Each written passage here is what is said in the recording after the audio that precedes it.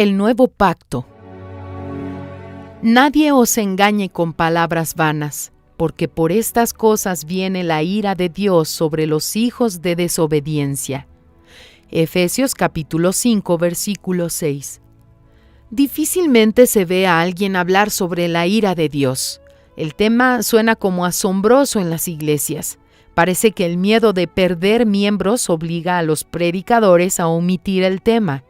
La misericordia, el amor y la gracia de Dios están siempre al orden del día en los púlpitos. Son temas atractivos que satisfacen a todos los públicos. No incomodan a nadie, ni al infierno. Al contrario, sensibilizan y causan una sensación de que el Dios Papá del cielo, a fin de cuentas, les abrirá la puerta a todos. Es difícil imaginar la ira de Dios cuando su propia palabra dice que Él es amor, en 1 de Juan capítulo 4, versículo 8 al 16. Pero el hecho es que Él es tanto amor como justicia, y jamás tolera injusticia o pecado. Quien conoce y cree en la verdad pero vive en la mentira, está jugando con la fe.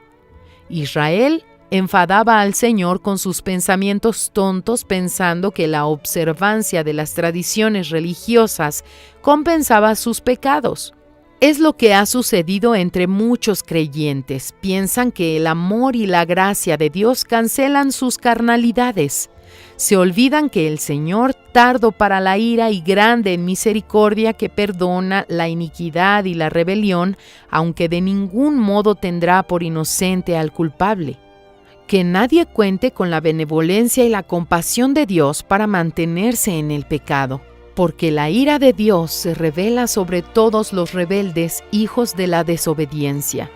Aprovecha el fin de año para hacer un examen de su conciencia y firmar una nueva alianza con Dios. En la Universal tenemos una reunión de fin de año en la que participamos de la Santa Cena. Es una gran oportunidad para que los esclavos del pecado se liberen y comiencen una nueva vida. Aproveche la oportunidad de hacer un pacto de vivir en la verdad.